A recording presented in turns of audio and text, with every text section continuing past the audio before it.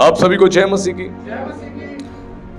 हम परमेश्वर का धन्यवाद करते हैं कि परमेश्वर ने हम सबको आज पाम संडे की सर्विस में जो है एकत्रित किया।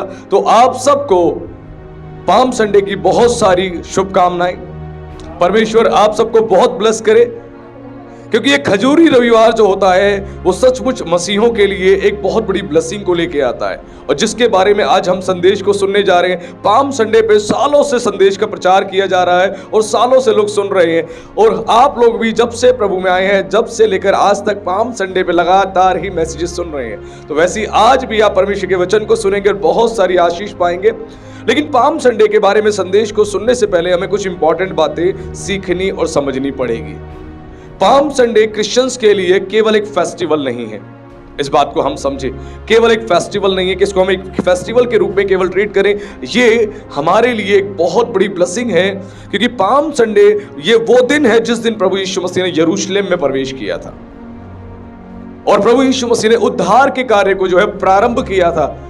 क्योंकि उद्धार का कार्य जो है प्रारंभ करने के लिए यरूशलेम में जाना बहुत जरूरी था, यरूशलेम में एंटर होना बहुत जरूरी था, सारी लिखी गई भविष्यवाणियों का पूरा होना बहुत जरूरी था कि लोग पहचाने कि यही मसीहा है।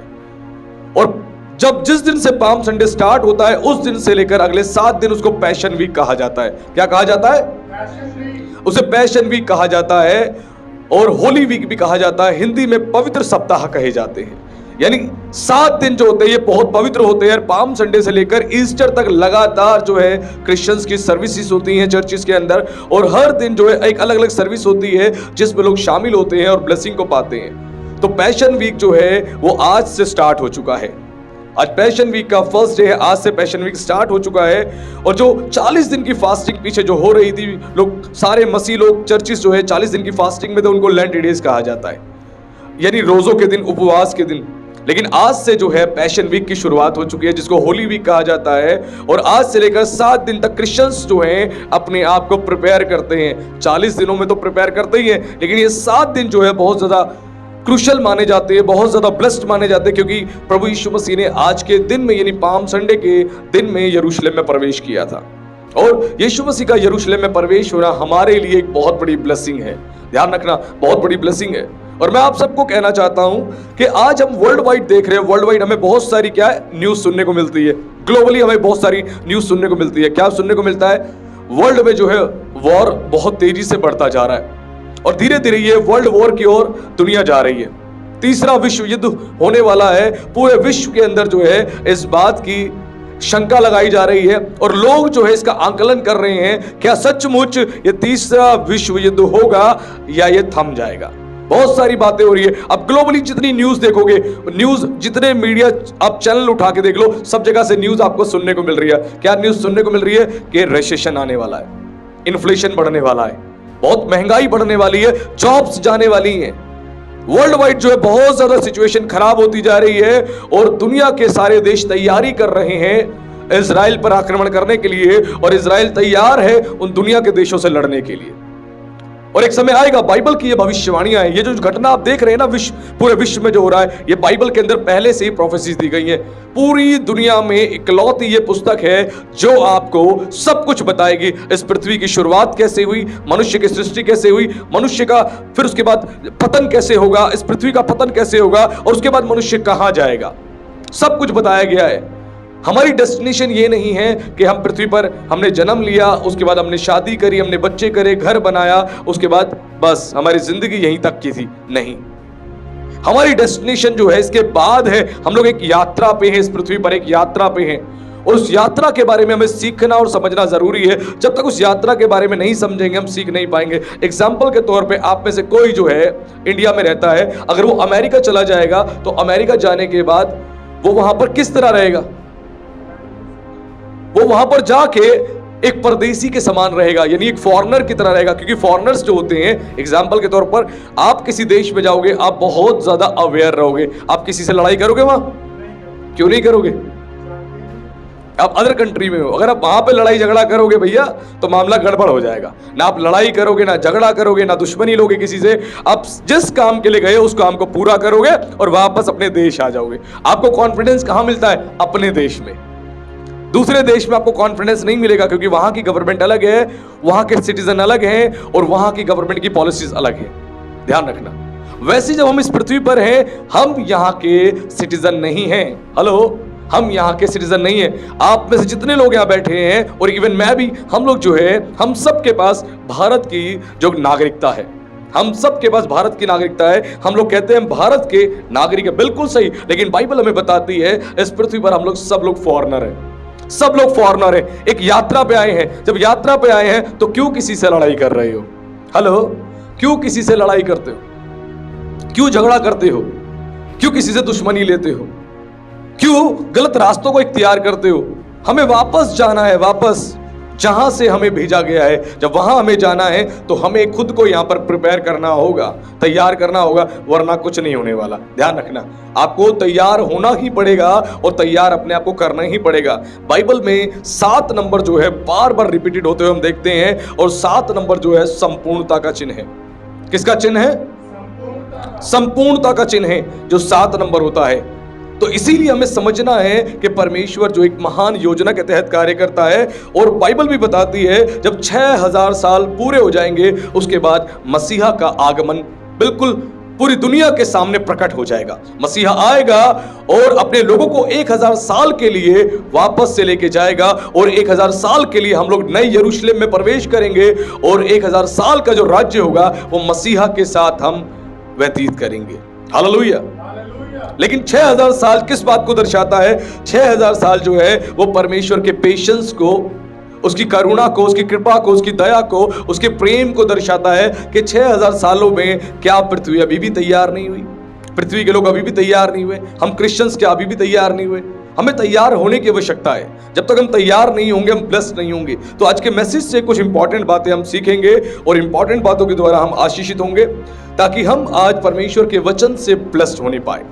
तो पाम संडे का जो मैसेज है जिसको हम सुनने जा रहे हैं, हमें उसको सुनने से पहले इन बातों को ध्यान से समझना पड़ेगा जो बातें मैंने आपसे कही, क्योंकि अब हम आगे संदेश को सुनने जा रहे हैं। उसके लिए खोलेंगे book of John chapter 12 verse 12। यूहन्ना रचित सुसमाचार अध्याय 12 पद उसके 12 और 13 को कोई मेरे लिए एक बार पढ़े। इसमें क्या लिखा है? दूसरे दिन बहुत से लोगों ने जो पर्व में आए थे ये सुना कि यीशु यरूशलेम में आ रहा है, इसलिए उन्होंने खजूर की डालियां ली और उससे भेंट करने को निकले और पुकारने लगे, होशाना, धन्य है इस्राएल का राजा जो प्रभु के नाम से आता है। हालेलुया। हालेलुया। बारूक अथा अदनोई एलोहीनु मेलेक हो अलाम। इसका मतलब है, ये इब्रानी भाषा के शब्द हैं। जितने यहूदी लोग हैं वो जब भी परमेश्वर के वचन का प्रचार करते हैं या कोई भी कार्य करते हैं, सबसे पहले इन शब्दों को बोलते हैं। इनका मतलब है, हे ईश्वर ब्रह्मांड के राजा आप धन्य हैं। और ये हमें सीखना बहुत जरूरी है। और वही चीज यहां पर हम देखते हैं, जब दूसरे दिन लोगों को पता लगा यीशु आ रहा है तो उससे मिलने के लिए वो खजूर की डालियां लेकर आए, उससे मिलने के लिए, उसके स्वागत के लिए खजूर की डालियां। ये पाम ब्रांचेस जो हैं ये बहुत ज्यादा हमारे जीवन के अंदर एक वैल्यूज को प्रकट करती हैं। इसकी कोई वैल्यू नहीं है, एक पेड़ की टहनी है, लेकिन पाम ब्रांचेस जो है हमारे जीवन में कुछ वैल्यूज को प्रकट करती है जिसे समझना हमें बहुत जरूरी है। जब यरूशलेम में प्रभु यीशु मसीह का एंट्रेंस होने वाला था, बाइबल बताती है यीशु मसीह यरूशलेम में 6 दिन पहले पहुंचे। कितने दिन पहले? 6 दिन पहले पहुंचे। यीशु मसीह ने यरूशलेम में 6 दिन पहले ही प्रवेश किया। और क्यों 6 दिन पहले प्रवेश किया? क्योंकि जब भी हम देखते हैं इज़राइल के अंदर डे ऑफ अटॉनमेंट के दिन, यानी प्रायश्चित के दिन, जो सैक्रिफिशियल सर्विस होती थी, साल में एक ही बार महायाजक महापवित्र स्थान में जा सकता था। वो दिन था प्रायश्चित का दिन, डे ऑफ अटॉनमेंट। और उस दिन जब उसे प्रवेश करना होता था, वो 6 दिन पहले यरूशलेम में प्रवेश करता था। 6 दिन पहले, 6 दिन पहले वो यरूशलेम में जाता था। और बाइबल बताती है यीशु मसीह हम सबका क्या है? महायाजक। हम सबका महायाजक है। महायाजक यानी हाई प्रीस्ट है। और यीशु मसीह हम मनुष्य जाति के लिए, ना केवल यहूदियों के लिए, ना केवल क्रिश्चियंस के लिए, और दुनिया के हर व्यक्ति के लिए वो यरूशलेम में उसने प्रवेश किया। कितने दिन पहले? 6 दिन पहले। जैसे एक महायाजक तमाम कार्य करता था, वैसे यीशु मसीह भी तमाम वो कार्य कर रहा था जो एक महायाजक करता है। और महायाजक 6 दिन पहले यरूशलेम में प्रवेश करता था और 6 दिन पहले प्रवेश करके अपने आप को प्रिपेयर करता था। ध्यान से सुनिएगा, वो 6 दिन पहले अपने आप को प्रिपेयर करता था। क्यों प्रिपेयर करता था? क्योंकि उसे होलीज ऑफ होलीज के अंदर एंटर होना है, यानी पवित्र स्थान में नहीं, महापवित्र स्थान में उसको एंटर होना है। और महापवित्र स्थान में एंटर होने से पहले वो 6 दिन पहले अपने आप को 6 दिन तक लगातार प्रिपेयर करता था, अपने कॉन्शियस को, अपने विवेक को शुद्ध करता था, अपने विचारों को सही करता था, वो अपने आप को पवित्र करता था, प्रेयर में, फास्टिंग में अपने आप को रेडी करता था, ताकि वो जिस दिन उस सैक्रिफिशियल सर्विस के लिए महापवित्र स्थान में एंटर करे, उस दिन उससे कोई गलती ना हो, कोई भूल चूक ना हो और परमेश्वर के सामने दोषी ना ठहरे, और ऐसा ना हो वो मारा जाए। क्योंकि होलीज ऑफ होलीज में ऐसी प्रेजेंस पाई जाती थी, अगर कोई महायाजक वहां पर गया और वो अशुद्ध उसके विवेक हैं, उसके विचार हैं या उसके कार्य हैं, तो अंदर जाने के बाद वो थोड़े ही सेकंड के अंदर वो मर जाता था। और अगर उससे रिचुअल करते समय कोई गलती हो गई, उन रिचुअल्स को दोबारा से उसे दोहराना पड़ता था, दोबारा से दोहराना पड़ता था, और वो वहां पर ज्यादा देर नहीं रुक सकता था, क्योंकि होलीज ऑफ होलीज में इतनी जबरदस्त प्रेजेंस होती थी, इतनी अद्भुत उपस्थिति होती थी, जो कोई एक साधारण इंसान जो है उस उपस्थिति में खड़ा भी नहीं रह सकता इतनी आसानी से। इतनी ज्यादा वहां पर अद्भुत उपस्थिति होती थी, इसलिए उसे केवल 2-3 मिनट का समय मिलता था, जिसके भीतर उसको जाके सारी उस रिचुअल्स को, सैक्रिफिशियल सर्विस को कंप्लीट करके वापस आना होता था। और ये साल में एक ही बार महायाजक जाता था महापवित्र स्थान में। हम इस पृथ्वी पे आज यहां पर इकट्ठे हैं, आज हम चर्च में हैं, आज हम आराधना कर रहे हैं, आज हम प्रार्थना कर रही है, हम सबके लिए एक पवित्र स्थान है, लेकिन हमें कहां जाना है? होलीज ऑफ होलीज में, महापवित्र स्थान में, जहां परमेश्वर विराजमान है, यानी स्वर्ग में। और स्वर्ग में जब जाना है तो हमें अपने आप को यहां प्रिपेयर करना पड़ेगा, तैयार करना पड़ेगा। हमारे कॉन्शियस, हमारा विवेक अच्छा हो। किसी बहन को देखकर हमारे मन में अगर गंदे विचार आते हैं, इसका मतलब अभी भी हम शारीरिक हैं, हम शारीरिक हैं। हमें स्पिरिचुअल होने की जरूरत है, आत्मिक होने की जरूरत है। अगर आज भी हमारे अंदर जेलसी है, आज भी हमारे अंदर नफरत है, आज भी हमारे अंदर गंदे विचार है, गंदी सोच है, आज भी गंदे कामों में हम लगे हुए हैं, तो इसका मतलब है आज भी हमारे अंदर अपवित्रता है, अशुद्धता है। क्योंकि बाइबल क्या बताती है? बाइबल बताती है जिनके मन शुद्ध है वो परमेश्वर को देखेंगे। जिनके मन शुद्ध है, बहन रीता कह रही है नहीं देखेंगे, हाँ, जिनके मन शुद्ध हैं वो परमेश्वर को देखेंगे। मन हमारा शुद्ध कब होता है? जब परमेश्वर के वचन को अपने मन में, अपने माइंड के अंदर हम अधिकाई से बसने देते हैं। जब वचन आपके पास अधिकाई से बसा हुआ होगा, तो आपके मन को, आपके कॉन्शियस को वो वचन बार बार क्लीन करेगा, क्लीन करेगा। क्योंकि बाइबल बताती है कि परमेश्वर का वचन जल के समान है, जल के समान है, और इस जल से हमें धोया गया है, साफ किया गया है। जब पास्टर आपको प्रचार करता है, आपने देखा होगा, आप कई बार जब 6 दिन के लिए इस संसार में होते हैं, बहुत सारी गलतियां आपसे होती हैं, बहुत सारे पाप आपसे होते हैं। कई बार आप शैतान की बातों में मन लगा लेते हो, और कई बार आप शारीरिक होकर कुछ गलत काम कर लेते हो। लेकिन जब चर्च में आते हो तो आप महसूस करते हो आराधना के समय आपके अंदर पाप है, आपकी आंखें जो है शुद्ध नहीं है, आपका विवेक जो है शुद्ध नहीं है, आपका हृदय जो है शुद्ध नहीं है। कुछ तो गलत काम है जो आपके जीवन में है, जिसको आप करते हो। लेकिन जब यहां आते हो तो आपको रियलाइज होता है, क्योंकि परमेश्वर का वचन जब प्रचार कर रहा होता है पास्टर, तो प्रचार के समय वो परमेश्वर का वचन आपसे बात करता है, और पास्टर प्रचार करते करते करते करते उस वचन के द्वारा आपको स्नान कराता है, स्नान कराता है। ध्यान रखना, इस वचन से परमेश्वर आपको धोता है, क्लीन करता है। परमेश्वर का वचन केवल एक तलवार नहीं, केवल एक हथौड़ा नहीं, केवल एक बीज नहीं, एक रोटी नहीं, वो जल भी है। और ये जल जब आपके ऊपर आता है, आपको क्लीन करता है, आपको साफ करता है, आपके अंदर एक बड़ा बदलाव लेके आता है, आपके अंदर ट्रांसफॉर्मेशन लेके आता है। तो जब यहां आप बैठे हैं तो आज समझ जाएं, अभी हमारा जो समय है वो तैयारी का समय है, तैयारी का समय है। और बिल्कुल प्रभु यीशु मसीह के आगमन का समय बहुत निकट है, वो आने वाला। लेकिन खुद को हमें प्रिपेयर करना है। जब तक आप प्रिपेयर नहीं करोगे, आप ब्लेस्ड नहीं हो सकते। वैसे यीशु मसीह 6 दिन पहले उन्होंने यरूशलेम में प्रवेश किया, और जब प्रवेश किया तो खजूर की डालियां लेके प्रवेश किया। लेकिन लोग यीशु से मिलने क्यों आए? मिलने क्यों आए? कोई तो कारण था यीशु से मिलने आए। उसका कारण था यीशु मसीह जो है पूरे यरूशलेम में, पूरे इजराइल में बहुत प्रसिद्ध व्यक्ति बन चुका था। प्रसिद्ध व्यक्ति पूरे यरूशलेम में, पूरे इजराइल में यीशु मसीह की चर्चा हो रही थी। यीशु मसीह के सरमन्स की वजह से, यीशु मसीह के टीचिंग्स की वजह से, यीशु मसीह के व्यवहार की वजह से, यीशु मसीह के आश्चर्य कर्मों की वजह से इतनी ज्यादा वहां पर चर्चा हो रही थी। जहां जहां लोग खड़े होते केवल यीशु की चर्चा कर रहे थे। यीशु की चर्चा कर रहे थे और लोग यीशु के बारे में बार बार बात कर रहे थे। क्यों? क्योंकि प्रभु यीशु मसीह ने वो कार्य किए जो कार्य एक इंसान के लिए करना असंभव की बात है, असंभव की बात है। आप लोग जितने यहां बैठे हैं, आप जितने यहां लोग बैठे हैं, आप में से किसी की बीमारी मैं ठीक नहीं कर सकता। ध्यान से सुनिएगा, आप में से किसी की बीमारी मैं ठीक नहीं कर सकता। अगर आप बीमार हैं तो आपको कहां जाना पड़ेगा? डॉक्टर के पास जाना पड़ेगा, अपना ट्रीटमेंट कराना पड़ेगा।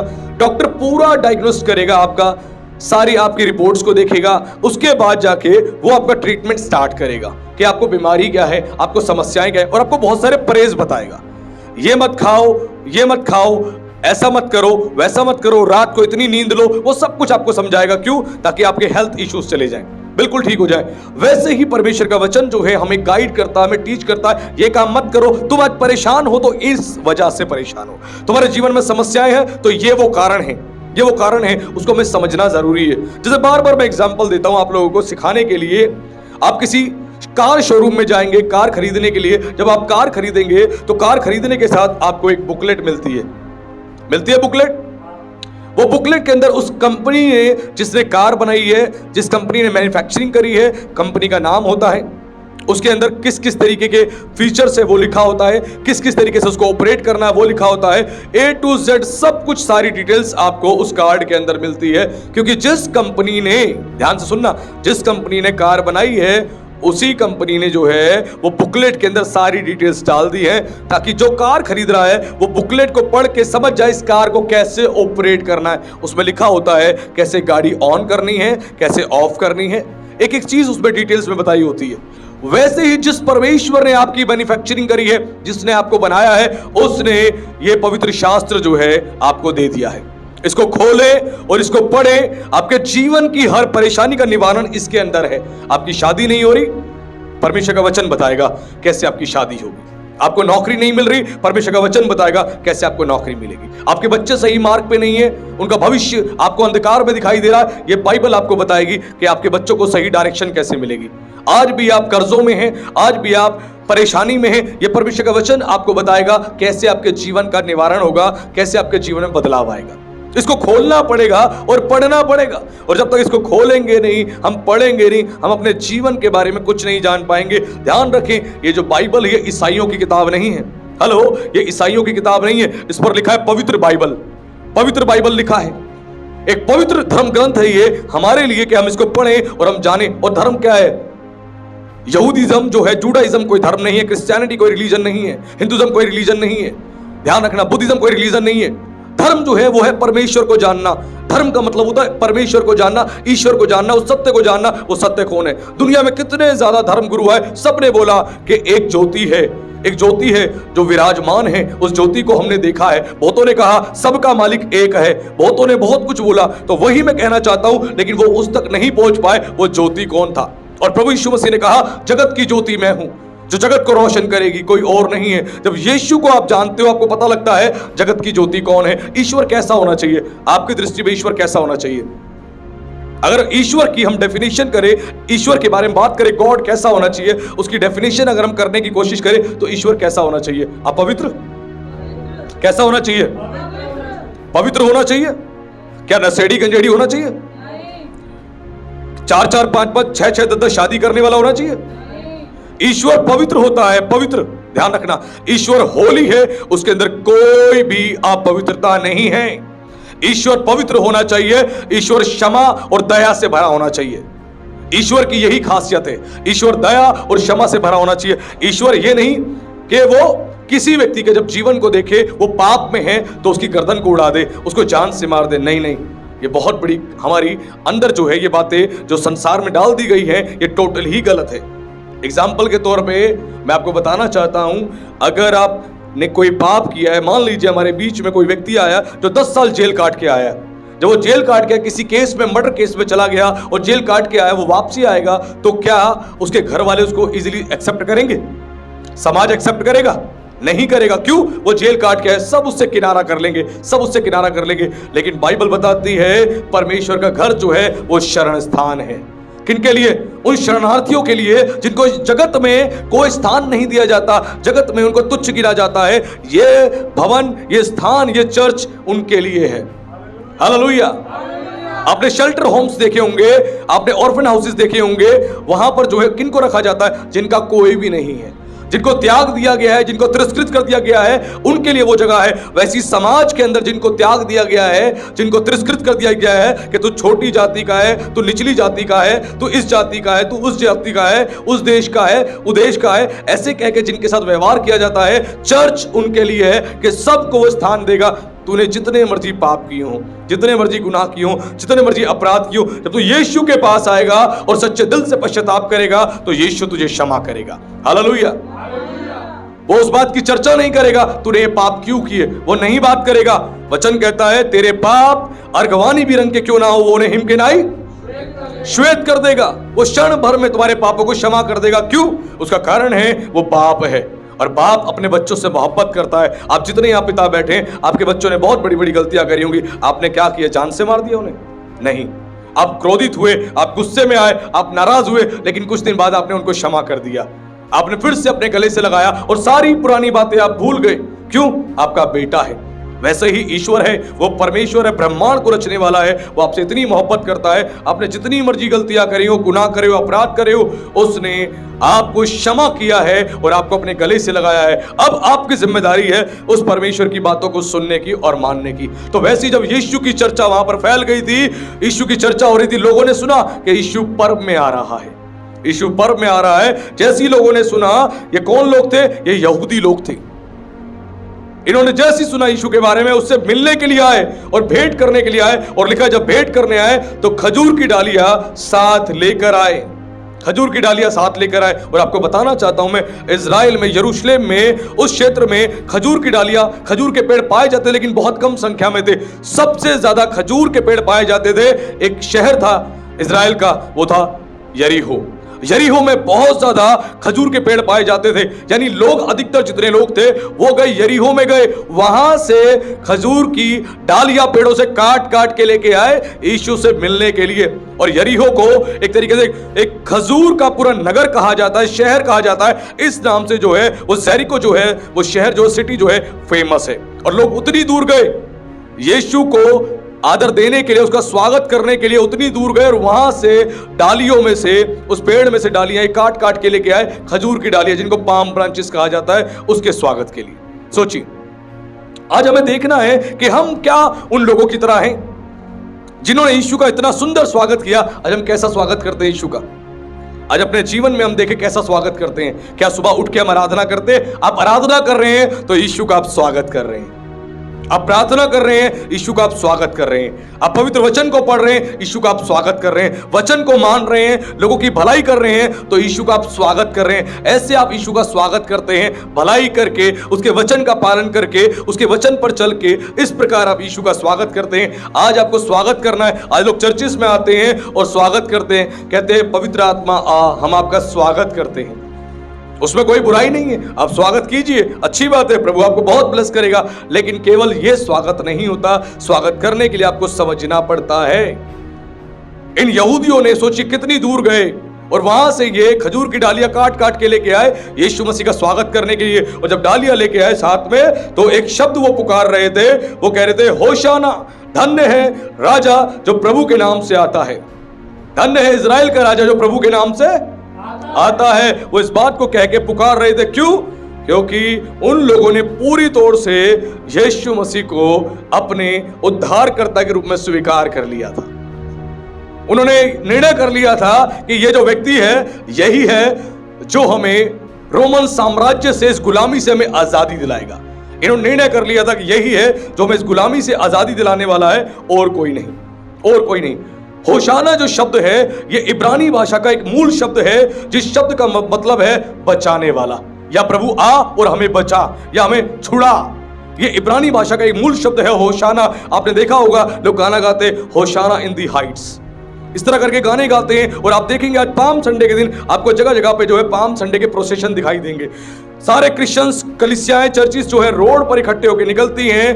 पाम संडे की ब्रांचेस उनके हाथ में होती है, पाम संडे के लिए गाने गाए जाते हैं और वो पूरा प्रोसेशन निकालते हैं और पाम संडे का मैसेज बांटा जाता है। आज के दिन जो है सब जगह पे ऐसा किया जाता है।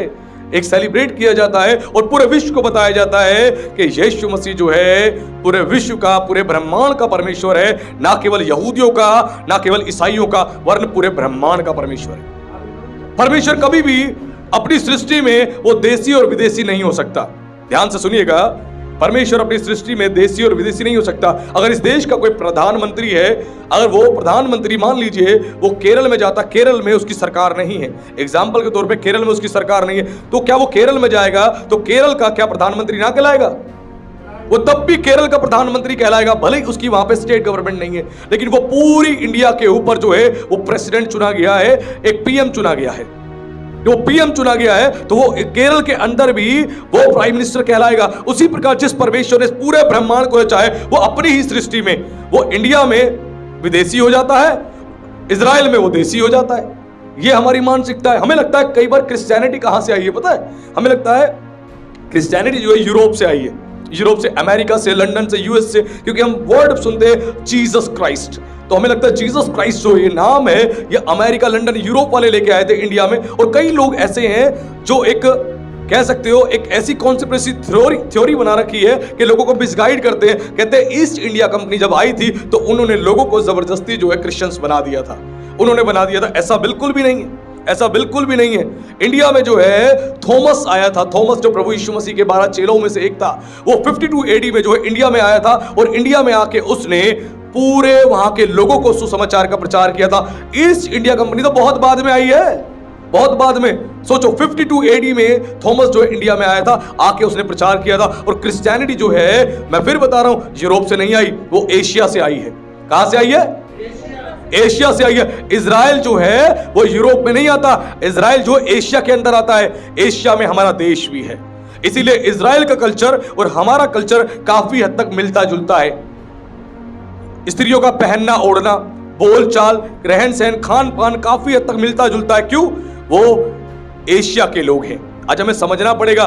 तो क्रिश्चियनिटी जो है यूरोप से नहीं आई, क्रिश्चियनिटी जो है वो एशिया से आई है। और इजराइल देश में प्रभु यीशु मसीह ने बैतलहम में जन्म लिया। तो हमें ये समझना पड़ेगा, जब यीशु मसीह आए तो लोगों ने उनका स्वागत किया खजूर की डालियां लेकर, और स्वागत किया और वो होशाना होशाना पुकार रहे थे।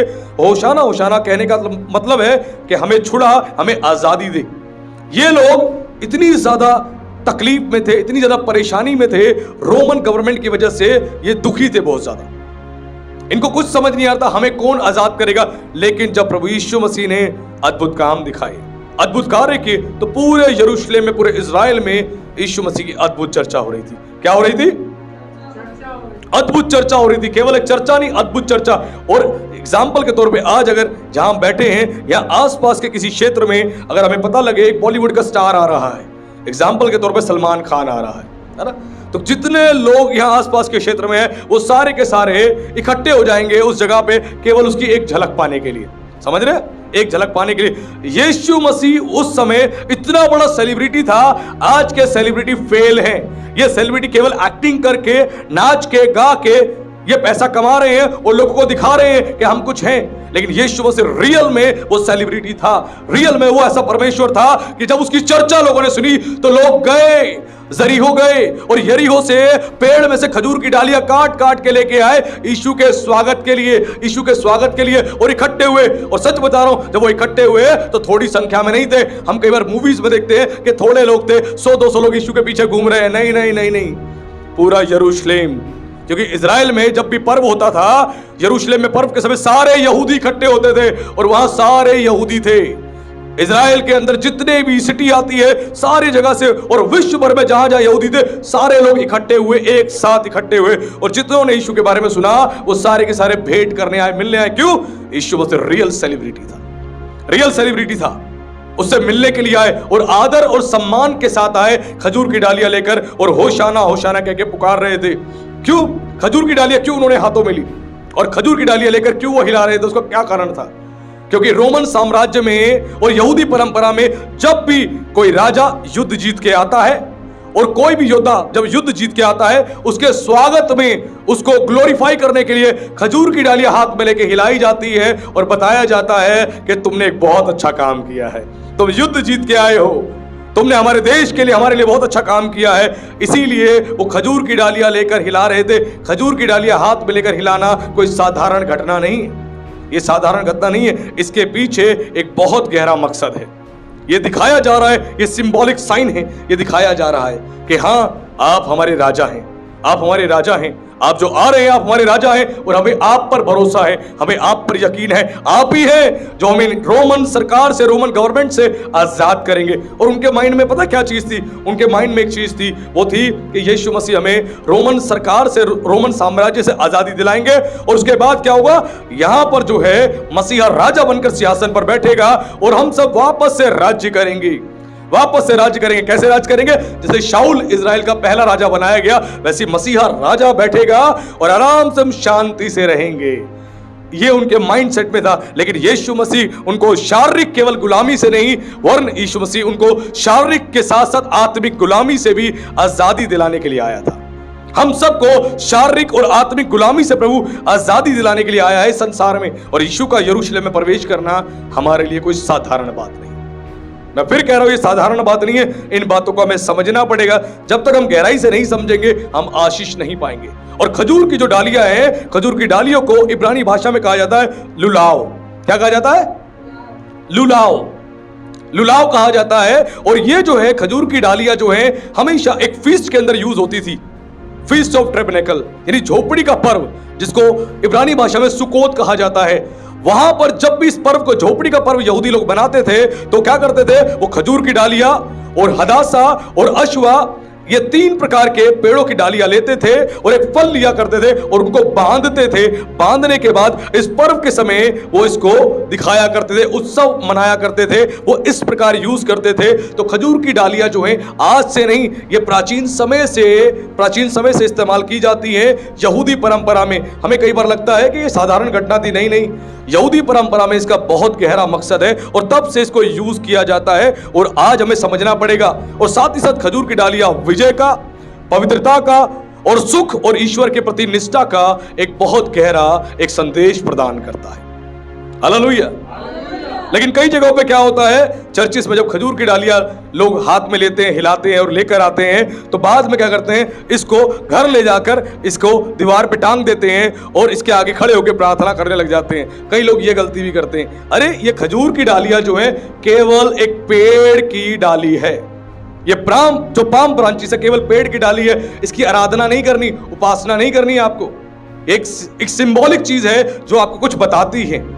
ये एक साइन है जो कुछ बताता है, उसको सीखना पड़ेगा आपको। और कई लोग ऐसा करते हैं, जब सूख जाता है ये, तो सूखने के बाद क्या करते हैं? इसको जला देते हैं। जलाने के बाद इसकी राख को अपने माथे पर लगाते हैं। कई क्रिश्चियंस ऐसा भी करते हैं, इसे जला देते हैं, राख करके अपने माथे पर लगाते हैं, इस्तेमाल करते हैं इसको। लेकिन आपको मैं फिर कह रहा हूं, खजूर की डालियां जो हैं हमारे लिए एक सिंबॉलिक साइन है, लेकिन ये वर्शिप करने के लिए नहीं है, आराधना करने के लिए नहीं है, इसको गॉड समझ के पूजने के लिए नहीं है। मैं फिर कह रहा हूं, इस बात को हमें समझना बहुत जरूरी है। जब तक गहराई से नहीं समझेंगे, हम आशीष को नहीं प्राप्त करेंगे। इसीलिए आज प्रभु यीशु मसीह ने हमें गहरी बात बताई कि खजूर की डालियां एक सिंबॉलिक साइन है, सिंबॉलिक साइन है। और इसी प्रकार जो है आगे बड़ी ही अच्छी बात लिखा है यूहन्ना उसके 12 के 15 में, हे सिय्योन की बेटी मत डर, देख तेरा राजा गधे के बच्चे पर चढ़ा हुआ आता है। यहां पर जो है एक बात कही गई थी, वो बात कही गई, देख सिय्योन की बेटी मत डर, तेरा राजा जो है गधे के बच्चे पर चढ़ा हुआ चला आ रहा है। एक राजा आ रहा है, लेकिन कैसे आ रहा है? गधे के बच्चे पर बैठ के आ रहा है। यीशु मसीह को क्या आवश्यकता पड़ी कि गधे पर बैठकर जाए? ध्यान से सुनिएगा, बहुत गहरा संदेश है इसके पीछे। आज कई लोग कहते हैं, यार अगर वो परमेश्वर है, वो ईश्वर है, तो गधे पर बैठ के क्यों आया? घोड़े पर बैठ के आता, हाथी में बैठ के आता, ऐसे ही लोग कहते हैं। लेकिन किसी भी चीज को हमें समझने के लिए उसके बैकग्राउंड को समझना पड़ेगा, वहां के कल्चर को, ट्रेडिशन को समझना पड़ेगा। मैं बार बार कहता हूं, अगर बाइबल को आपको समझना है तो बाइबल को समझने के लिए आपको हिस्ट्री समझनी पड़ेगी, ज्योग्राफी समझनी पड़ेगी और आपको ग्रामर समझनी पड़ेगी। ये 3 बातें समझनी बहुत जरूरी है। जब तक आप हिस्ट्री नहीं जानते, ज्योग्राफी नहीं जानते, आप ग्रामर नहीं जानते, आप परमेश्वर के वचन को गहराई से समझ ही नहीं पाएंगे। क्योंकि जितनी बार बाइबल की ट्रांसलेशन हुई, ट्रांसलेशन के बाद जो है बहुत सारी चीजें बदलती चली गई। और विश्व भर में आपको पता कितनी बाइबल्स मिलेंगी? विश्व भर में आपको 1700 बाइबल्स मिलेंगी, 1700 बाइबल्स मिलेंगी विश्व भर में, और सबकी अलग अलग ट्रांसलेशंस हैं। बहुत सारी बाइबल्स जो है वो ऐसी ट्रांसलेट की गई, उनमें ऐसे शब्द डाले गए जो ठीक नहीं है। इसीलिए इंग्लिश में अगर कोई बाइबल पढ़ते हैं, एक बाइबल तो थोड़ी ठीक मानी जाती है, वो है केजीवी यानी किंग्स जेम्स वर्जन। ये थोड़ी अच्छी बाइबल है, इसको आप पढ़ सकते हो। और बेस्ट अगर टेक बाइबल आपके पास है तो और बेस्ट है, उसको पढ़िए। और बहुत सारी बाइबल्स हैं जिनको आप यूज कर सकते हैं, क्योंकि ट्रांसलेशन के बाद चीजें बदलती चली जाती हैं, बहुत बार ऐसा भी होता है। तो इसीलिए बेहतर है सीखना तो ओरिजिनल भाषा की ओर आ जाओ। और ओरिजिनल बाइबल अगर आपको लेनी है तो 51,000 रुपए की आएगी ओरिजिनल बाइबल, 51,000। किसी को चाहिए हो तो मुझसे कांटेक्ट करे, मैं आपको दिलवा दूंगा। ओरिजिनल बाइबल इब्रानी भाषा से सीधा ट्रांसलेट होकर इंग्लिश में आपको मिलेगी, सब कुछ उसमें बताया गया है। वो 51,000 रुपए की बाइबल है, अगर आपको चाहिए हो तो बता देना। लेकिन मैं आप लोगों को सिखा रहा हूं, मैं इंकरेज कर रहा हूं। तो जो बाइबल प्रभु ने आपको दी है इसका यूज करे, अच्छे से सीखे, अच्छे से समझे और परमेश्वर के वचन में मजबूत बने। तो यहां बोला गया, सियोन की बेटी मत डर, देख तेरा राजा गधे के बच्चे पर चढ़ा हुआ आता है। क्यों बोला गया सियोन की बेटी मत डर? यानी इजराइल और यरूशलेम को कहा गया। सियोन यानी इजराइल, यरूशलेम यानी इजराइल की बेटी कहा गया है उसको। वो क्या हुआ? वो डरी हुई थी। क्यों डरी हुई थी? कि अब हमें इस गुलामी से कौन आजाद करेगा। कई बार हमें लगता है ना, यार ये गवर्नमेंट क्यों है, ये गवर्नमेंट जब से आई है, जब से हमारा नुकसान हो रहा है, देश की अर्थव्यवस्था बिगड़ती जा रही है, देश के अंदर सब कुछ बिगड़ता जा रहा है, इन्होंने पूरी तौर से हमें गुलाम बना दिया। ऐसा एजुकेशन सिस्टम है जो पूरी तौर से हमें बिगाड़ के रखा हुआ है। कोई जॉब्स नहीं है, यूथ स्टडी कर रहा है, कोई भी प्लानिंग नहीं है कि बच्चा 12th भी कर ले, ग्रेजुएशन भी कर ले, आगे इसको नौकरी मिलेगी नहीं मिलेगी, कोई कंफर्मेशन नहीं। लेकिन फॉरेन कंट्रीज में ऐसा नहीं है। आपके बच्चों को वो स्कूल में जब आपका बच्चा जाएगा प्रैक्टिकली इतना कुछ सिखाते, तैयार करते, आपका बच्चा जब कॉलेज को क्लियर कर रहा होगा उससे पहले ही बच्चे को कहीं ना कोई अच्छी जॉब मिल जाती है। लेकिन यहां पर बच्चा 12th भी कर ले, नौकरी के लिए धक्के खा रहा है, ग्रेजुएशन भी कर ले, नौकरी के लिए धक्के खा रहा है, MBA कर ले तो भी धक्के खा रहा है, ITI कर ले तो भी धक्के खा रहा है, तब भी नौकरी नहीं मिल रही। कितने ऐसे MBA करे हुए मैं देख रहा हूं चाय बेच रहे हैं। MBA क्यों करी थी अगर चाय ही बेचनी थी? उनकी गलती नहीं है, ये हमारे देश की जो गवर्नमेंट है, गवर्नमेंट के पास ऐसी पॉलिसीज नहीं है कि वो जितने स्टूडेंट्स हैं उनके लिए कुछ अच्छा प्लान करें। अगर कोई भी गवर्नमेंट जॉब्स आप देखते हैं, उसके जब एग्जाम्स होने वाले होते हैं, पेपर लीक हो जाता है, बार बार पेपर लीक हो जाता है, वो बार बार फॉर्म भरते हैं और पेपर लीक हो जाता है, एक अच्छी नौकरी तक नहीं मिल पाती। और कई जगह बताया जाता है कि जो एक नौकरी होती है, एक पियोन की नौकरी के लिए लोगों को 25-25 लाख रुपए, 35-35 लाख रुपए और 50-50 लाख रुपए की डिमांड मांगी जाती है। और लोग, कितने ऐसे लोग हैं जो पैसा देते भी हैं और बाद में पैसा डूब भी जाता है, उनका नहीं मिलता, नौकरी भी नहीं मिलती, केवल धक्के खा रहे होते हैं। इसीलिए आज हमें समझना है कि हमारे देश की जो गवर्नमेंट है वो इस प्रकार काम कर रही है। आप एग्जाम्पल तो अमेरिकन हो, अगर आप अमेरिकन हो और अमेरिका में रहते हो, अगर आप किसी भी देश में फंस गए ना, ध्यान सुनना, किसी भी देश में फंस गए तो अमेरिका की गवर्नमेंट जो है पूरी अपनी आर्मी को, मिलिट्री को वहां भेज देगी आपको निकालने के लिए। वो अपने सिटीजन की इतनी ज्यादा वैल्यूज करते हैं। सेम ऐसी इजराइल है। यहूदी विश्व भर में कहीं पर भी रहे, यहूदियों को यह मान्यता है कि वो एक साथ 2 जगह की सिटीजनशिप रख सकते हैं। इजराइल के साथ किसी भी देश में रहेंगे, वहां के वो सिटीजन बन सकते हैं, लेकिन इजराइल की नागरिकता कभी उनकी नहीं जाएगी, कभी भी नहीं जाएगी। और वो कहीं पर भी होंगे, किसी एक यहूदी को भी अगर मारा गया, उनको प्रताड़ित किया गया, तो पूरा इजराइल जो है, इजराइल की आर्मी जो है, वो जाके पूरा बदला लेती है, वो छोड़ती नहीं है।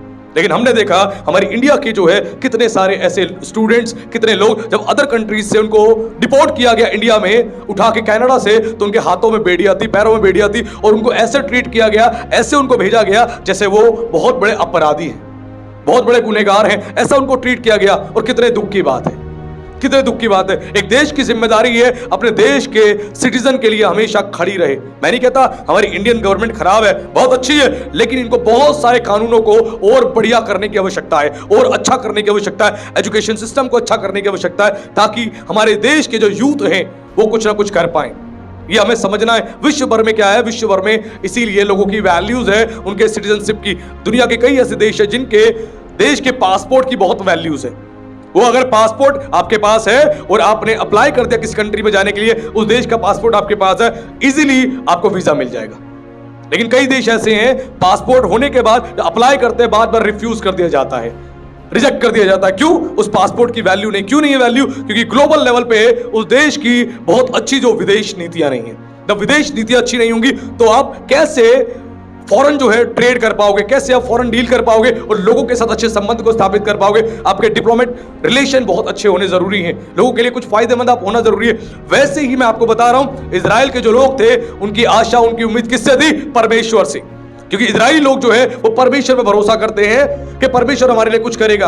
क्योंकि जब उन्होंने राजा की डिमांड करी, एक राजा उन्हें मिला था, शाऊल, मिला था उन्हें, लेकिन अंत में क्या हुआ, जब वो चला गया उसके बाद नए नए राजा मिलते गए और कुछ राजा तो अच्छे मिले इजराइल को, लेकिन कुछ राजा ऐसे मिले जिसने पूरे इजराइल के अंदर त्रासदी ला दी। तो वैसे ही हमें समझना है कि उन लोगों का भरोसा किस पे था, केवल परमेश्वर में भरोसा था, इसलिए पुकार रहे थे, वो चिल्ला रहे थे, इसीलिए बोला गया सिय्योन की बेटी मत डर, देख तेरा राजा गधे के बच्चे पर चढ़ा हुआ चला आ रहा। ये जकर्या भविष्यवक्ता के द्वारा भविष्यवाणी हुई थी। कब भविष्यवाणी हुई थी? ये 500 साल पहले। 500 साल पहले जकर्या भविष्यवक्ता के द्वारा एक भविष्यवाणी हुई थी, जो भविष्यवाणी पूरी होनी जरूरी थी। यीशु मसीह ऐसी गधे में बैठ के नहीं आया। यीशु मसीह के जन्म से 500 साल पहले एक भविष्यवक्ता ने एक भविष्यवाणी जो है एक किताब में लिख दी थी, जकर्या की पुस्तक में। उसने लिख दिया था, हे सिय्योन देख तेरा राजा जो है वो गधे पर बैठकर आएगा, वरन गधे के बच्चे पर बैठकर आएगा। इस बात को बोला गया था। और यह भविष्यवाणी जब लिखी गई थी, यह भविष्यवाणी जब की गई थी, जितने यहूदी लोग थे, जब सब लोगों ने इस भविष्यवाणी को पढ़ा, यहूदी ज्ञानी पुरुषों ने पढ़ा, जितने रब्बी थे उन्होंने पढ़ा, तो पढ़ के उनका सर चकरा गया। ये कैसी भविष्यवाणी है कि जो इजराइल का राजा आएगा, जो मसीह राजा आएगा, वो गधे पर बैठ के आएगा, गधे पे बच्चे पे बैठ के आएगा। और ये बात जब उन्होंने सुनी वो परेशान हो गए। उन्होंने सालों सालों तक बहुत गहरा शोध किया, बहुत गहरा अध्ययन किया, और वो समझ नहीं पाए ये कैसी भविष्यवाणी है, क्योंकि इजराइल में जितने भी राजा आए वो सारे के सारे घोड़े पर बैठ के आए, लेकिन यीशु मसीह गधे पर बैठ के आया। क्यों? ताकि जकर्या भविष्यवक्ता के द्वारा जो भविष्यवाणी की गई थी वो पूरी हो। हालेलुया। ये ऐसे नहीं हुआ, भविष्यवाणी पूरी होनी थी, इसीलिए ऐसा हुआ। इसीलिए जब यीशु मसीह गधे पर बैठ के आया, पूरा इजराइल मगन हो गया, पूरा यरूशलेम मगन हो गया। क्यों? उस भविष्यवाणी को जो देख रहे थे 500 साल पहले, यीशु मसीह के जन्म से पहले जो पढ़ते आ रहे थे, वो भविष्यवाणी उनकी आंखों के सामने पूरी हो रही थी। इजराइल का राजा, मसीह राजा गधे के बच्चे पर बैठ के आ रहा था, इसीलिए मगन थे, वो आनंदित थे। और गधे पर बैठ के आने के पीछे एक गहरा मकसद है। जब कोई घोड़े पर बैठ के आता है तो घोड़ा इस बात का चिन्ह है, साइन है कि युद्ध के लिए आ रहा है। घोड़े पर कोई बैठ के आता, वो चिन्ह है, साइन है कि वो युद्ध के लिए आ रहा है, युद्ध लड़ने के लिए आ रहा है। लेकिन कोई गधे पर बैठ के आ रहा है तो वो शांति कायम करने आ रहा है। हालेलुया। शांति कायम करने आ रहा है। इसीलिए जब घोड़े पर कोई बैठ के आता है वो युद्ध के लिए आता है, लेकिन गधे पर कोई बैठ के आ रहा है वो शांति कायम करने आ रहा है। और यहूदी जगत में, यहूदी परंपरा में गधे पर बैठ के जाना रॉयल्टी का साइन है, एक रॉयल्टी का साइन है। क्योंकि जब भी प्रभु के उन लोगों का अभिषेक किया गया जो इजराइल पे राजा होने वाले थे, तो उन लोगों को गधे पर बिठा के ही ले जाया गया। और ये गधे के बच्चे जो होते थे साधारण नहीं होते थे, ये बहुत ज्यादा ब्लेस्ड माने जाते थे। और ये केवल ये रॉयल्टी के लिए, या कह सकते हो राज्य अभिषेक के लिए, उत्तम कार्यों के लिए इनका इस्तेमाल किया जाता था। और उसी प्रकार जो है यीशु मसीह गधे के बच्चे पर बैठ गया, जिस पर कोई कभी नहीं बैठा था। ये वो गधा था जिस पर कोई कभी नहीं बैठा था, उस गधे का इस्तेमाल किया गया यीशु मसीह के आने के समय। और सबने देखा यीशु मसीह गधे पर बैठ के आ रहा, और एक शांति का प्रतीक, एक शांति का चिन्ह था, एक शांति का एक चिन्ह था, प्रतीक था कि वो गधे पर बैठ के आ रहा है। मैं सच बता रहा हूं, अगर आज आप कहते हो यीशु मसीह आपके जीवन में है, तो ध्यान रखना यीशु मसीह ने आपको शांति के लिए चुना है कि इस जगत में आप शांति कायम करें। यीशु ने आपको इसलिए चुना है परिवारों में आप शांति कायम करें, आपको इसलिए चुना है कि लोगों को आप शांति दे। यीशु ने कहा कि मैं शांति का राजकुमार हूं। यीशु मसीह शांति का राजकुमार है, और वो चाहता है कि उसके राज्य में शांति हो। आज दुनिया युद्ध लड़ रही है, दुनिया झगड़ रही है, एक जाति दूसरी जाति पर चढ़ाई कर रही है, ये सब कुछ जो है हो रहा है विश्व भर में। क्या मसीह खुश है इससे? बिल्कुल नहीं, बिल्कुल नहीं। वो बहुत दुखी है जब ये सब हो रहा है, विश्व भर में बहुत दुखी है, क्योंकि मानवता जो है पूरी तौर से लोगों के अंदर से खत्म होती चली जा रही है। और जब परमेश्वर इन सबको देखता है बहुत दुखी होता है, बहुत परेशान होता है। वो नहीं चाहता, वो चाहता आपके घर में शांति हो। वो नहीं चाहता आप अपनी पत्नी से लड़ाई करें, आप अपने बच्चों से लड़ाई करें, आप परिवार में अपने माता पिता से लड़ाई करें। वो कभी नहीं चाहता। वो चाहता है शांति से आप रहें, शांति से रहें, एक दूसरे की बातें सह लें, एक दूसरे को माफ कर दे, एक दूसरे से मोहब्बत करें। क्या आज हमारे अंदर ये स्वभाव है? इस स्वभाव को हमें मसीह से लेना है, उसके वचन से हमें सीखना है, ताकि ये स्वभाव हमारे अंदर उत्पन्न हो। प्रभु नहीं चाहता, लिखा वचन में बोलो तो मानो, ऐसा बोलो कि परमेश्वर का वचन बोलते हो। पत्नी से बात करो तो ऐसे बात करो उसको लगेगा वचन बोल रहे हो, किसी से बात करो तो ऐसे बात करो कि मानो आप वचन बोल रहे हो। एक बार एक मसीह ने मुझे बोला कि पास्टर जी कुछ लोग ऐसे हर बात पे वचन, हर बात पे वचन, हर बात पे वचन बोलते हैं, वचन से वो बाहर ही नहीं निकलते। तो मैंने उस भाई को बोला, मैंने कहा सुनो मेरी बात, मैंने बोला खुद बाइबल में लिखा है, बोलो तो ऐसे बोलो कि परमेश्वर का वचन बोलते हो। आपको बोलो तो इस प्रकार बोलो कि वचन लोगों के जीवन में कार्य करे। लिखा है तुम्हारा बोलना सलोना हो, अनुग्रह से भरा हो, सच्चाई से भरा हो, कि लोगों के जीवन में एक बड़ा प्रकाश आए, एक बड़ी ब्लेसिंग आए। तो आप जितने लोग यहां बैठे, मैं आप सबको आज उत्साहित करना चाहता हूं कि अपने जीवन में आप परमेश्वर के वचन को धारण कर लें। केवल परमेश्वर के वचन को इस पवित्र शास्त्र के अंदर बंद रहने मत दे, इसको खोलें और पढ़ें, इसको खोलें और पढ़ें। और जितना आप खोल के पढ़ेंगे उतना ज्यादा आपके हृदय में एक बड़ा परिवर्तन आएगा, आपके अंदर ट्रांसफॉर्मेशन आएगा। जो पढ़े लिखे नहीं है वो हमारे संदेशों को सुने, जरूर उन संदेशों को लगाए और सुने, और परमेश्वर आपको नॉलेज देगा, विजडम देगा, आपके जीवन में एक बड़ी ब्लेसिंग को देगा और आपको आशीषित करेगा। इसीलिए हमें सीखना और समझना बहुत जरूरी है। जब तक हम सीखेंगे नहीं, समझेंगे नहीं, हम आशीष को नहीं प्राप्त कर सकते। और यीशु मसीह ने अपने आप को पूरी तौर से नम्रता के रूप में प्रकट किया। यीशु मसीह इतना ज्यादा विनम्र था कि वो आराम से उस गधे पर बैठ के आया, आराम से।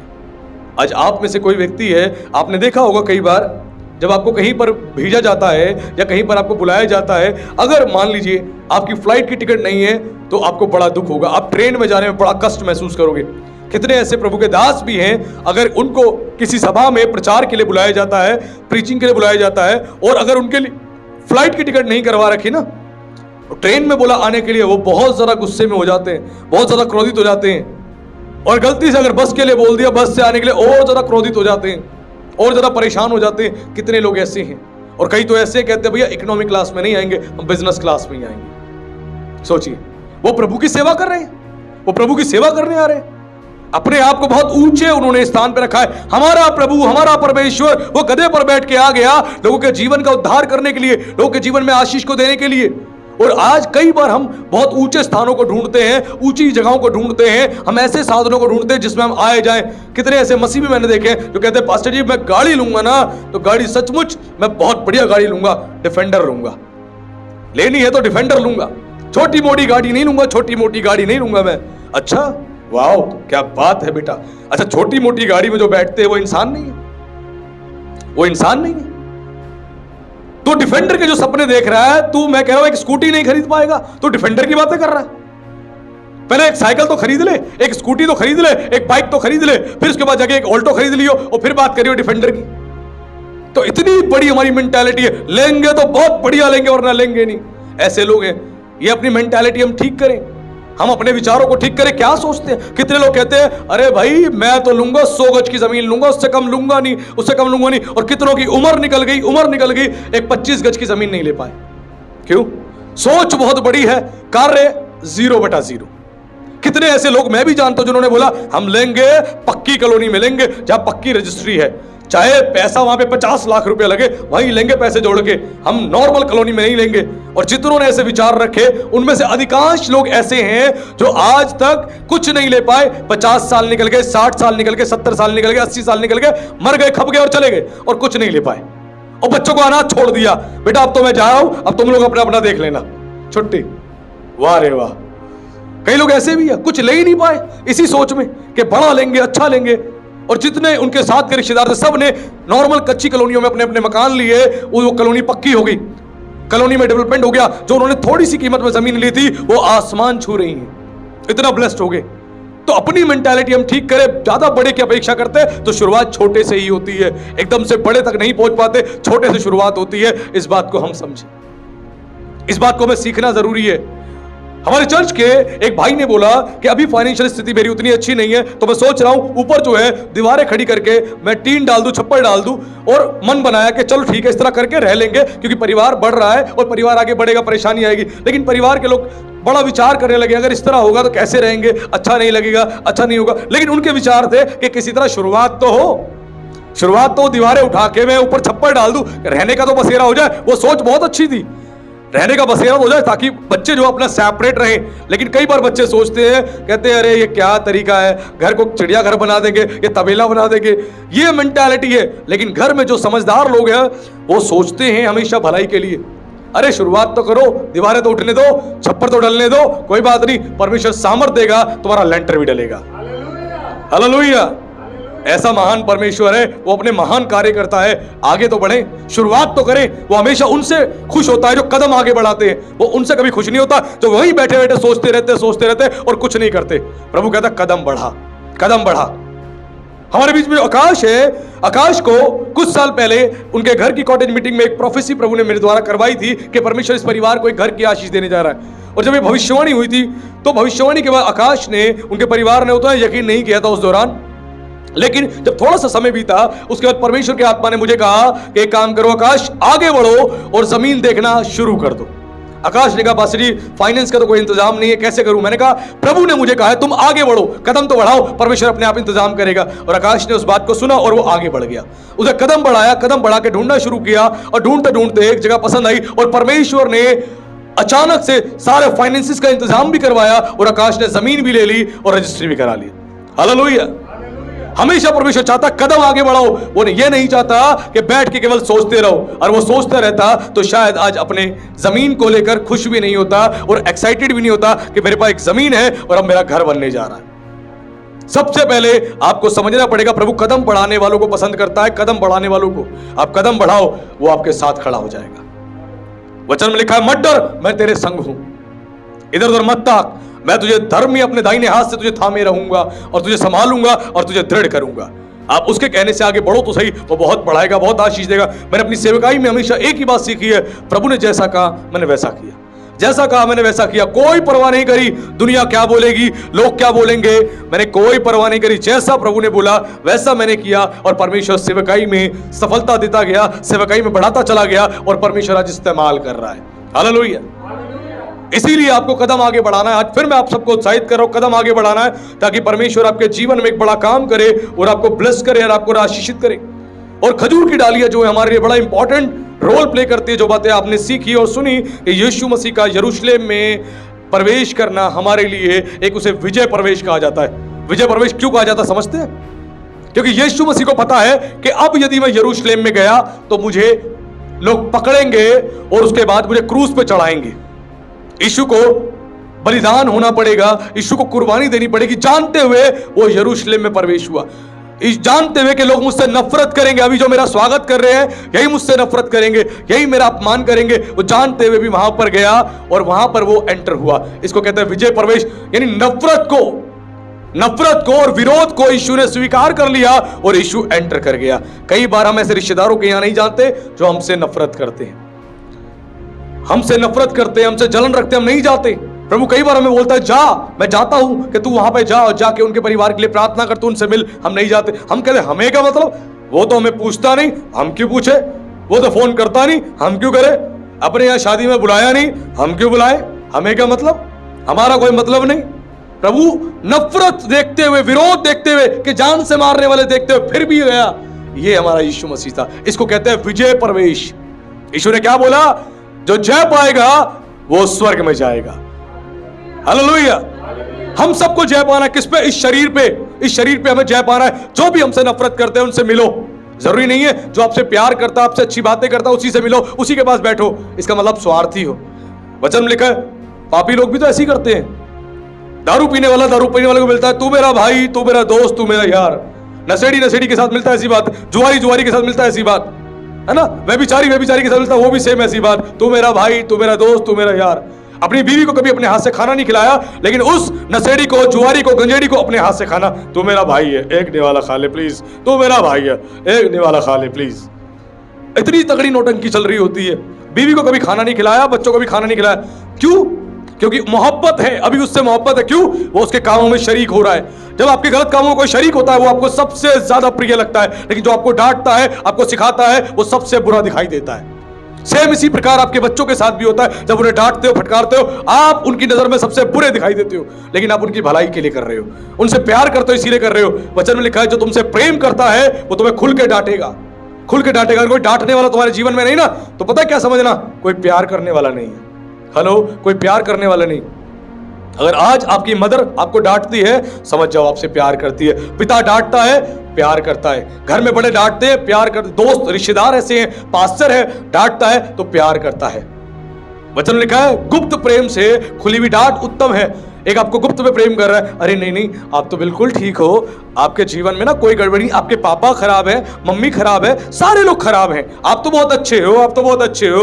इसका मतलब वो गुप्त प्रेम कर करके आपको केवल डिस्ट्रॉय कर रहा है, आपका नाश कर रहा है। और कितने ऐसे दोस्त आपको मिलेंगे, आप बोलोगे यार मैं परेशान हूं, दिक्कत में हूं, तकलीफ में, कहेंगे अरे कोई बात नहीं भाई, कोई बात नहीं भाई, कोई बात नहीं, कोई बात नहीं, नॉर्मल कह के छोड़ देंगे, लेकिन कुछ आपको समझाएंगे, कुछ आपको बताएंगे। आप बोलोगे यार मुझे सिगरेट की आदत है, छूट नहीं रही, मुझे इस गंदी चीज की मैं इसके एडिक्शन में लग गया हूं, निकल नहीं पा रहा, इससे मैं क्या करूं? अरे कोई बात नहीं, जवानी का समय है, जो करना कर ले यार, बाद में किसने देखा, शादी हो जाएगी, बच्चे हो जाएंगे, जिंदगी जिए, क्या फर्क पड़ेगा, किसने देखा, स्वर्ग और नरक सब यही है, एंजॉय कर ले।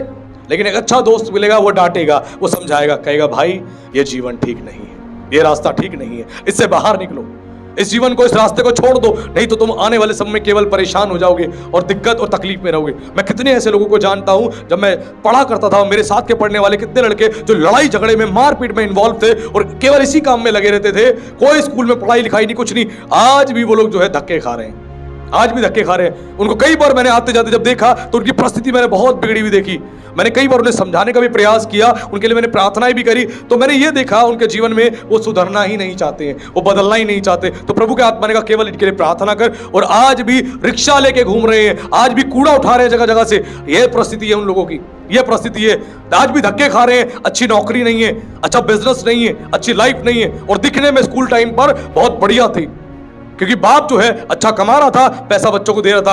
अब बाप जो है अच्छा नहीं कमा रहा, बाप की परिस्थिति बिगड़ गई, अब बच्चे जो इस लायक ही नहीं है कि घर की जरूरतें पूरी करें, ये हालात हो गए।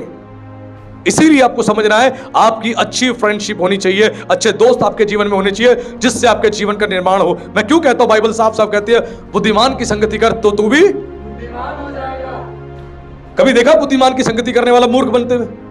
नहीं।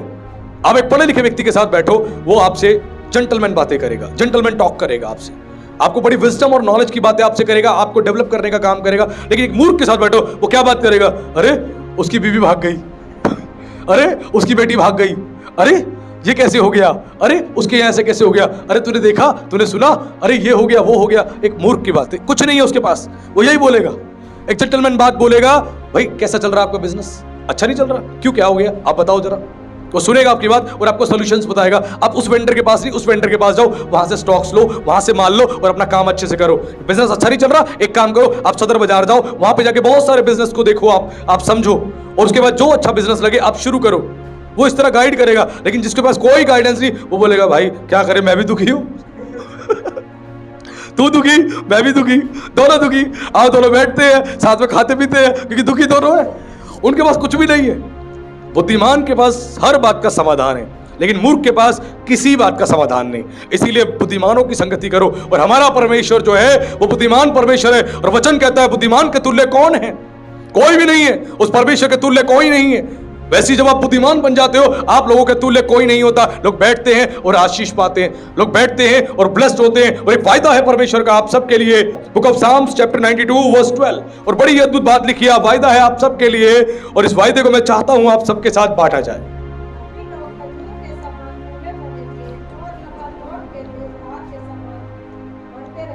हालेलुया। एक बहुत अच्छा प्रॉमिस है आप सबके लिए। आज पाम संडे पर, इस पाम संडे की सर्विस में लिखा भजन संहिता उसके 92 के 12 में, धर्मी लोग खजूर के समान फूलेंगे फलेंगे और लबानोन के देवदार के समान बढ़ते रहेंगे। हालेलुया।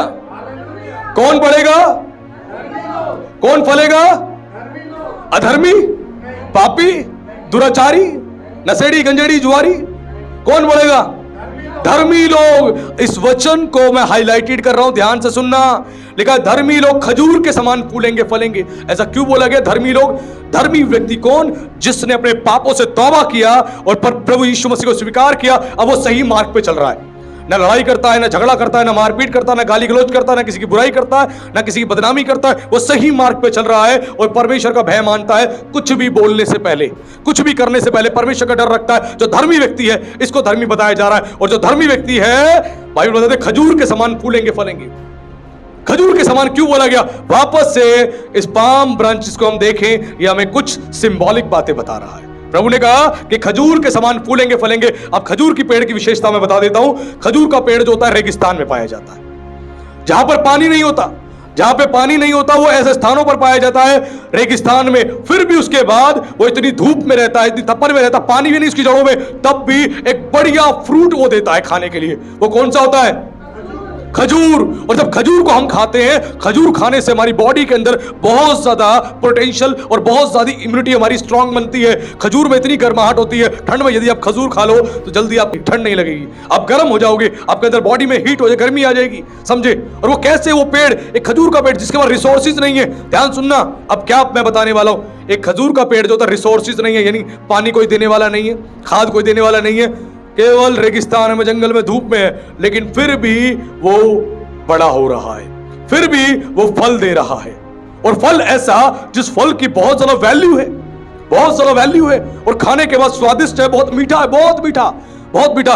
वैसे ही जो धर्मी लोग हैं, आपके पास रिसोर्सेस हो चाहे ना हो, आपकी एजुकेशन बहुत हाई हो या ना हो, कोई सपोर्ट करने वाला हो चाहे ना हो, फिर भी परमेश्वर खजूर के नाई आपको फलवंत करेगा, आपको डेवलप करेगा और आशीषित करेगा।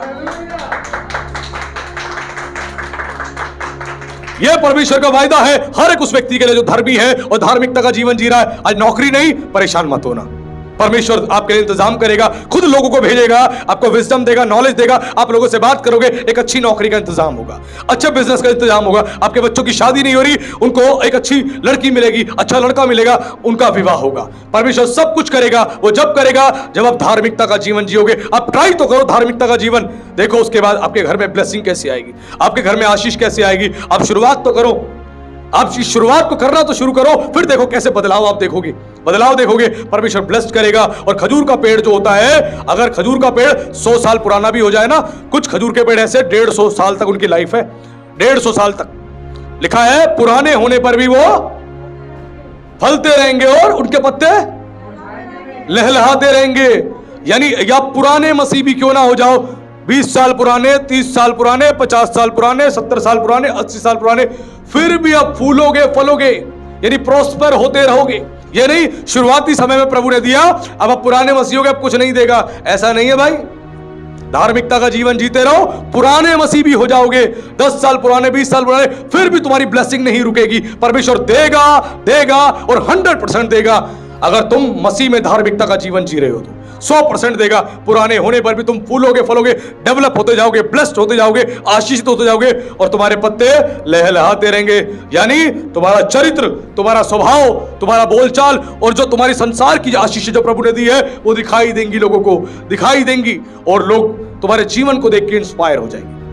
वो बोलेंगे सचमुच इसके जीवन में परमेश्वर काम कर रहा है, इसके जीवन में परमेश्वर कार्य कर रहा है।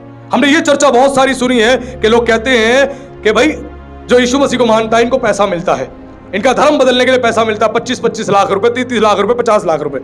मैं कहता हूं ऐसे लोगों से जहां कहीं मिलता है मुझे बता देना, मेरे पूरे चर्च के लोग और बहुत सारे मसीह लोग, सबको मैं ले आऊंगा और सबको दिलवा देना। शायद हम लोगों के लिए बहुत ज्यादा एक आशीषित कार्य हो जाएगा। अगर कहीं मिलता हो तो बता देना।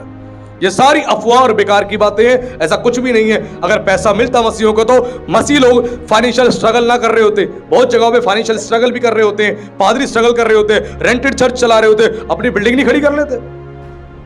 अगर इतना पैसा उनके पास है कि चर्च के एक आदमी को वो 5-5 लाख रुपए या 50-50 लाख रुपए दे रहे हैं, वो कितना कुछ कर लेते। आज भी कितने पास्टर किराए पे रह रहे हैं, आज भी कितने पास्टर अपने बच्चों को वो सरकारी स्कूल में पढ़ा रहे हैं, आज भी अपने परिवार में किसी का ट्रीटमेंट कराना है वो सरकारी अस्पताल में जाते हैं, पैसे ही नहीं है उनके पास, और वो सबको 5-5 लाख रुपए बांट रहे हैं, 50 लाख रुपए बांट रहे हैं। नॉनसेंस वाली बातें, बेकार की बातें।